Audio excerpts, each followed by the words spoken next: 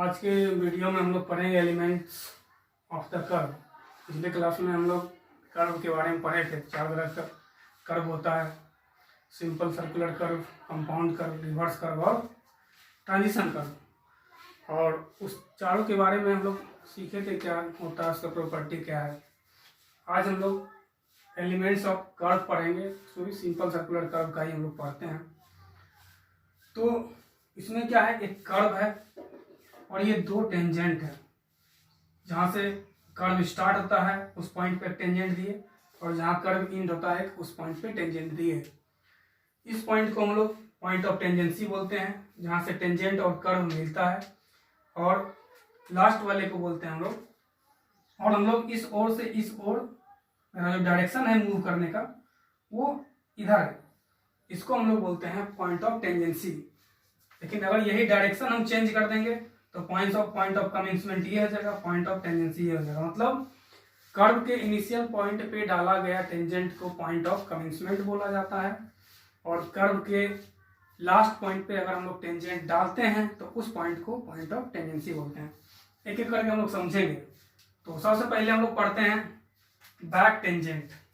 सबसे पहला मेरा हम लोग को क्या पढ़ना है, बैक टेंजेंट के बारे में।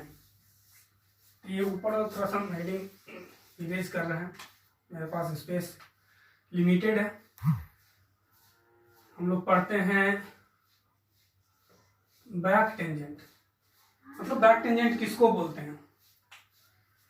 इनिशियल कर्व के इनिशियल पॉइंट पे डाला गया टेंजेंट को हम लोग बैक टेंजेंट बोलते हैं या बैकवर्ड टेंजेंट बोलते हैं, और कर्व के लास्ट पॉइंट पे डाला गया टेंजेंट को हम लोग फॉरवर्ड टेंजेंट बोलते हैं या फॉरवर्ड टेंजेंट बोलते हैं।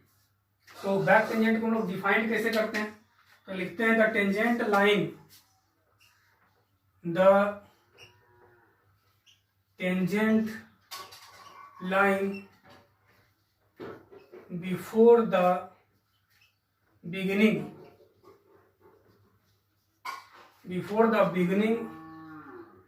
of the curve, before the beginning of the curve is called back tangent, या इसको हम लोग रेयर टेंजेंट भी बोलते हैं। रेयर टेंजेंट जो कि फिगर में दिखाया गया है। क्या डिफाइन किए? The tangent line before the beginning of the curve. मतलब टेंजेंट लाइन कर्व के शुरुआत पॉइंट पे जो डाले, बिफोर बिगिनिंग मतलब बिगिनिंग के पहले जो आ रहा है एक लाइन, और वो कर्व को टच करते हुए टेंजेंट के फॉर्म में पास कर जाए, इज कॉल्ड, हम लोग उसको बोलते हैं बैक टेंजेंट, बैकवर्ड टेंजेंट और रेयर टेंजेंट। क्लियर है? यानी कर्व के इनिशियल पॉइंट पे डाला गया टेंजेंट को ही हम लोग बोलते हैं बैक टेंजेंट, और ये टेंजेंट कर्व के इनिशिएट होने के पहले से आ रहा होगा कहीं। इसके बाद हम लोग पढ़ते हैं फॉरवर्ड टेंजेंट। क्लियर है ये? इसके बाद हम लोग पढ़ेंगे फॉरवर्ड टेंजेंट। फॉरवर्ड टेंजेंट, इसके बारे में भी समझे हम लोग कि कर्व के लास्ट पॉइंट पे डाला गया टेंजेंट को हम लोग फॉरवर्ड टेंजेंट बोलते हैं। इसको डिफाइन करते हैं the tangent line after the tangent line, the tangent line after the end of the curve is called forward tangent और फॉरवर्ड टेंजेंट। डिफाइन कैसे किया? मतलब ये जो टेंजेंट है ये मेरा बैक टेंजेंट है और ये मेरा फॉरवर्ड टेंजेंट है। कर्व के इनिशियल पॉइंट पे डाला गया टेंजेंट बैक टेंजेंट, कर्व इधर से इधर हम लोग मूव कर रहे थे, ये इनिशियल पॉइंट हुआ, ये फाइनल पॉइंट हुआ, और फाइनल पॉइंट पे डाला गया टेंजेंट को हम लोग बोलते हैं forward tangent. And the tangent line after the end of the curve, मतलब जहां कर्व खत्म हो रहा है उस पॉइंट पे अगर हम लोग टेंजेंट डालते हैं तो उसको हम लोग बोलते हैं फॉरवर्ड टेंजेंट। क्लियर? तो ये दो टर्म पढ़े, बैकवर्ड टेंजेंट और फॉरवर्ड टेंजेंट के बारे में। इसके बाद हम लोग पढ़ते हैं वर्टेक्स के बारे में, या उसको हम लोग बोलते हैं पॉइंट ऑफ इंटरसेक्शन। वर्टेक्स और पॉइंट ऑफ इंटरसेक्शन। वर्टेक्स और पॉइंट ऑफ इंटरसेक्शन हम लोग किसको बोलते हैं? जिस पॉइंट पे बैकवर्ड टेंजेंट और फॉरवर्ड टेंजेंट मीट करे उस पॉइंट को हम लोग बोलते हैं वर्टेक्स या पॉइंट ऑफ इंटरसेक्शन। यानी मेरे कहने का सेंस क्या होगा, आप लोग समझ रहे होंगे हम क्या कहना चाह रहे हैं। मतलब आई के बारे में हम कहना चाह रहे हैं, आई पॉइंट को हम लोग क्या बोलते हैं, वर्टेक्स बोलते हैं या पॉइंट ऑफ इंटरसेक्शन बोलते हैं। तो इसको हम लोग कैसे डिफाइन करते हैं? द पॉइंट वेयर, शॉर्ट में लिख रहे हैं हम लोग, back tangent and forward tangent meet is known as vertex or point of intersection।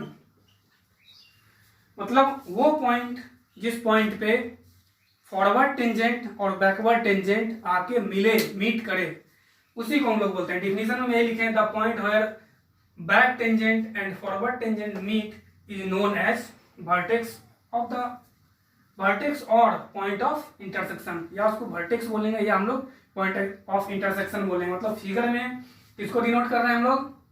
I को। I is the vertex और point of intersection। मतलब I को हम लोग vertex बोल रहे हैं या point of intersection बोल रहे हैं। इसका दो टर्म है और दोनों टर्म बहुत ही इंपॉर्टेंट है। फर्स्ट है angle of intersection,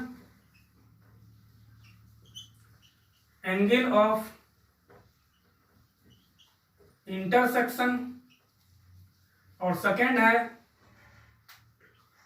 angle of deflection. ये दोनों समझना बहुत ही जरूरी है। आदमी बहुत सारा पर्सन इसमें कंफ्यूज कर जाता है कि एंगल ऑफ डिफ्लेक्शन हम कब बोलेंगे, एंगल को एंगल ऑफ इंटरसेक्शन कब बोलेंगे। तो ये जस्ट हम लोग टेक्योमेट्री थियोडोलाइट में पढ़े थे, इसके बारे में थोड़ा सा हम पढ़ाए थे, यहाँ फिर से देखते हैं। जब कोई लाइन, मान लेते हैं ये लाइन ए बी है, मेरा ए बी है लाइन, ए बी लाइन बोले हैं, मतलब ए से बी की ओर गए, मतलब एरो का डायरेक्शन क्या होगा, ए से बी की ओर।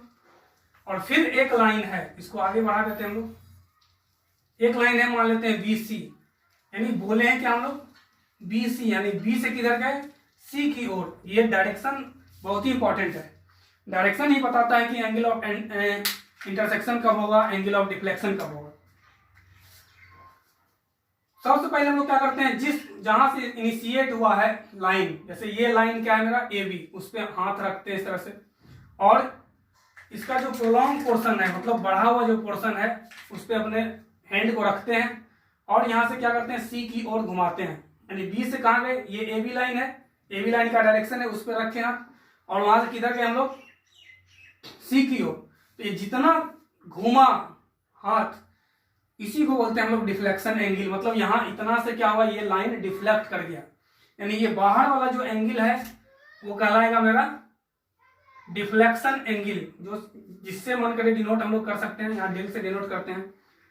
लेकिन अगर यही एरो का साइन हम चेंज कर दें, कर देते हैं change,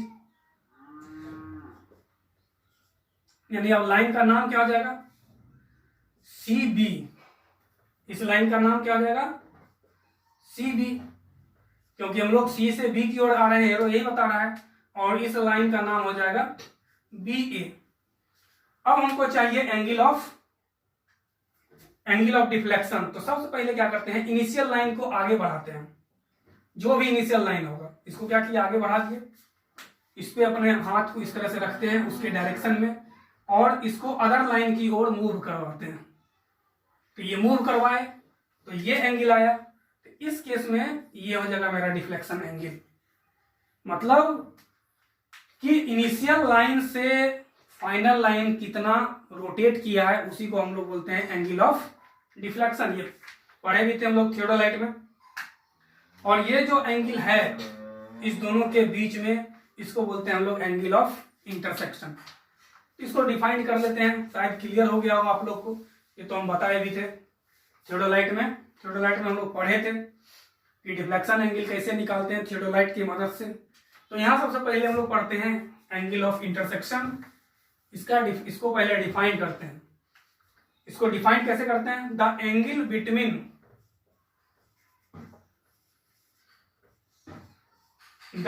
between backward tangent,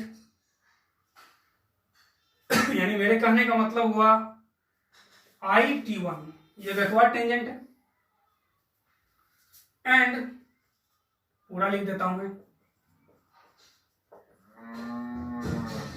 back tangent and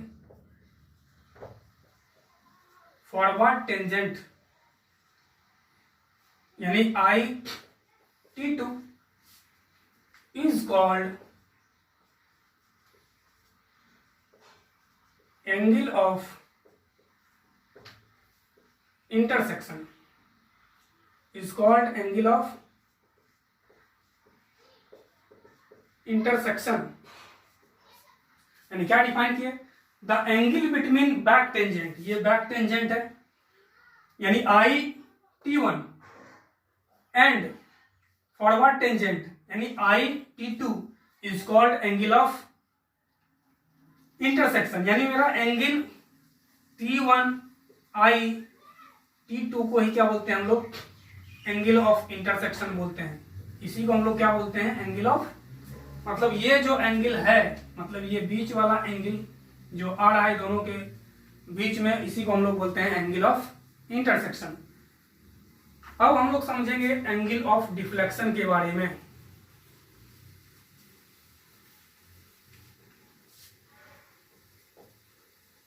angle of deflection,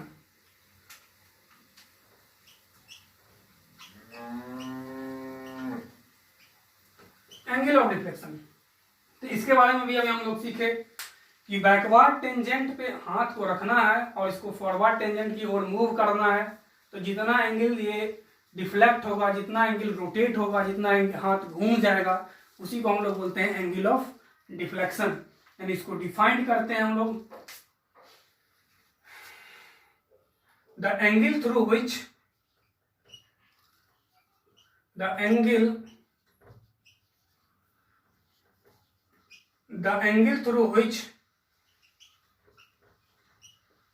forward tangent deflect,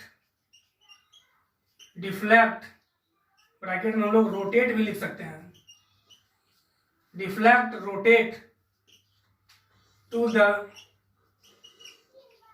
back tangent is known as angle of deflection. इसको हम लोग डेल्टा से डिनोट किए हैं, जो कि फिगर में दिखाया गया है। फिगर में दिखाया गया एंगल डेल्टा क्या कहलाता है? Angle of deflection. यानी ये जो एंगल है मेरा, ये एंगल ऑफ डिफ्लेक्शन है, और ये जो एंगल है एंगल ऑफ इंटरसेक्शन है। यानी कहीं पे भी आपको एंगल ऑफ इंटरसेक्शन निकालना पड़े या एंगल ऑफ डिफ्लेक्शन निकालना पड़े तो कोई कष्ट नहीं होगा, क्योंकि हमेशा एंगल ऑफ डिफ्लेक्शन निकालने के लिए क्या करते हैं? बैकवर्ड टेंजेंट पे हाथ को रखते हैं, उसको फॉरवर्ड टेंजेंट के डायरेक्शन में रोटेट करते हैं। जितना एंगल ये रोटेट किया, जितना एंगल ये डिफ्लेक्ट किया, उसी को हम लोग बोलते हैं एंगल ऑफ डिफ्लेक्शन। इसके बाद अगला टर्म हम लोग देखते हैं एक एक करके। अगला टर्म है मेरा point of commencement. Point of commencement, इसको हम लोग बोलते हैं PC। और फिगर में दिखाया गया है कि जो कर्व का इनिशियल पॉइंट है उसको हम लोग बोलते हैं पॉइंट ऑफ कमेंसमेंट, और जो फाइनल पॉइंट है, मतलब एंड पॉइंट है कर्व का, उसको बोलते हैं पॉइंट ऑफ टेंजेंसी, यानी दो टर्म यहाँ नया आया। कर्व के इनिशियल पॉइंट को पॉइंट ऑफ कमेंसमेंट बोलते हैं और कर्व के लास्ट पॉइंट को हम लोग क्या बोलते हैं, पॉइंट ऑफ टेंजेंसी बोलते हैं। इसको डिफाइन करते हैं, यानी ये पॉइंट मेरा पॉइंट ऑफ कमेंसमेंट हुआ और ये पॉइंट मेरा क्या हुआ, पॉइंट ऑफ टेंजेंसी हुआ। ये आर्क हुआ, ये लॉन्ग कॉर्ड हुआ। द पॉइंट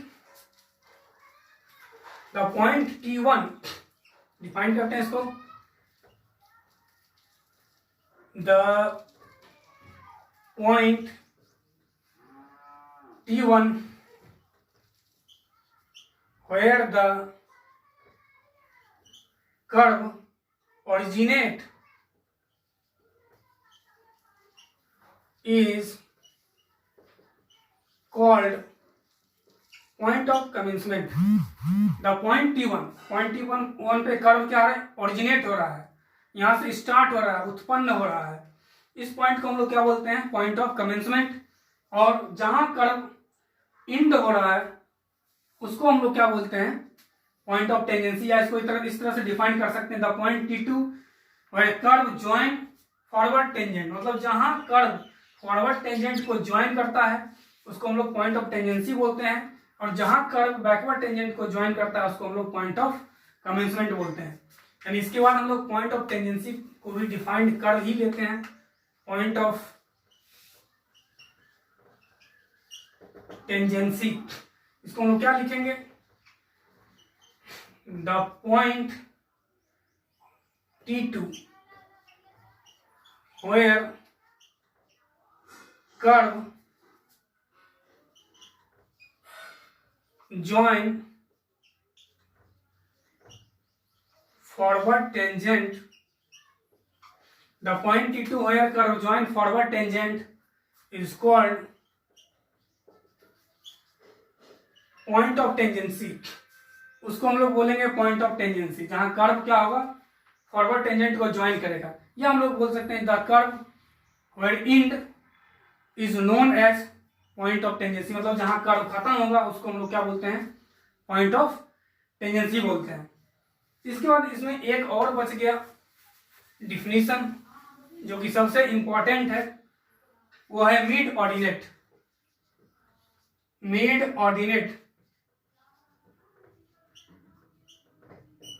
मिड ऑर्डिनेट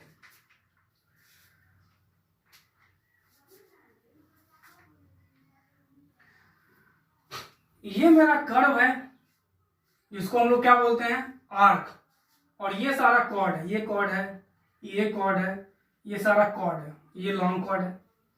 मतलब कर्व के मिडिल पॉइंट और लॉन्ग कॉर्ड के मिडिल पॉइंट को जोड़ने वाले डिस्टेंस को हम लोग बोलते हैं मिड ऑर्डिनेट। तो इसको हम लोग डिफाइन करते हैं सबसे पहले, the ordinate joining the mid point, the ordinate joining the mid point of curve and long chord is known as mid ordinate. The ordinate joining the mid point of the curve, curve का ये middle point है और ये cord का middle point है, इसको जोड़ने वाले को हम लोग क्या बोलते हैं, मिड ऑर्डिनेट बोलते हैं। मतलब यहां से लेके यहां तक ये मेरा क्या कहलाया, मिड ऑर्डिनेट। ये हम लोग का था एलिमेंट्री ऑफ द कर्व, आज elements of the curve, elements of curve के बारे में आज हम लोग पढ़े।